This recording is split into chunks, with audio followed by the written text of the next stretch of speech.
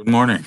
It's Wednesday in Holy Week. The gospel appointed for this day is from the Gospel according to John, chapter 13, verses 21 through 32. At supper with his friends, Jesus was troubled in spirit and declared, "Very truly, I tell you, one of you will betray me."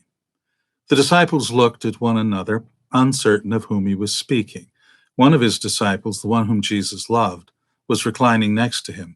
Simon Peter therefore motioned to him to ask Jesus of whom he was speaking.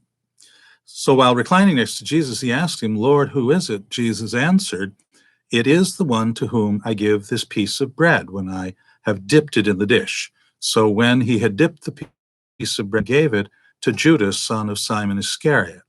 After he received the piece of bread, Satan entered into him. Jesus said to him, "Do quickly what you're going to do." Now, no one at the table knew why he said this to him. Some thought that because Judas had the common purse, Jesus was telling him, "Buy what we need for the festival," or that he should give something to the poor. So after receiving the piece of bread, he immediately went out, and it was night. When he had gone out, Jesus said, "Now the Son of Man has been glorified, and God has been glorified in him. If God has been glorified in him, God will also glorify him in himself and will glorify him at once." Wednesday in Holy Week has a dark quality. The service commonly celebrated is called Tenebrae. Now, Tenebrae can be translated as darkness or shadows.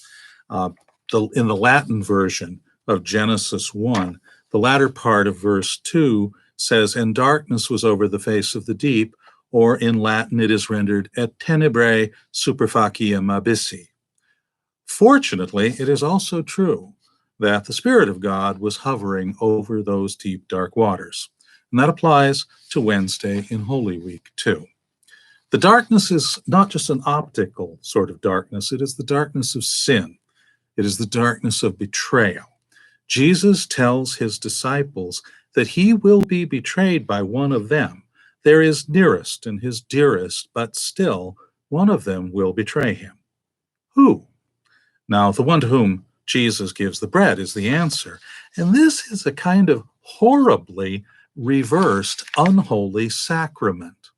When Jesus gives to Judas the bread, it is Satan who enters into Judas. Jesus tells Judas to do quickly what he's going to do. And Judas obeys in the most perverse way by going out into the dark to conclude the betrayal of Jesus with those who would arrest him, who would reject him, who would hand him over for crucifixion. The English New Testament scholar Morna D. Hooker notes that every encounter with Jesus changes us. We would like to think that the change is always for the better, and sometimes it is, but not always. If our response to Jesus is not positive, if we do not become more like him, we will then change still, but we will change in the opposite way. We will become less like him, and we will also like him less. We may become blind and deaf to Jesus. We may become hostile to Jesus. Like Judas, we might betray him. Even the disciples who were not Judas could take Jesus in the wrong way. When the shepherd was stricken, all the sheep, all the disciples were scattered. Peter famously disowned any association with Jesus. But Peter wasn't alone in his cowardice. Peter was at least near enough to Jesus to be associated with him. That's why he was accused of being Jesus' follower. So it was why he had the chance to deny him and the need to.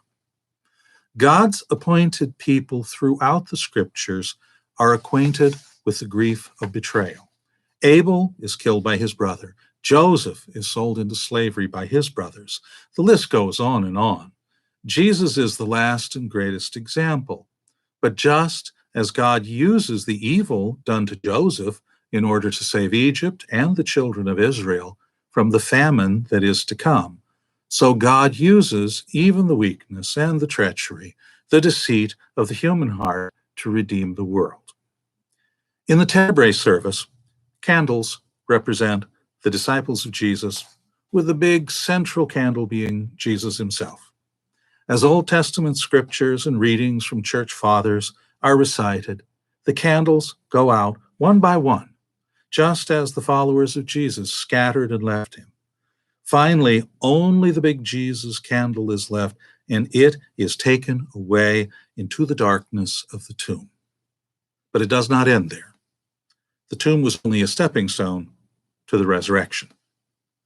The light is always shining, but it is in the darkness that it is most dramatically victorious. May the darkness of our world and even our hearts be overcome by the light of Christ as the Son is glorified.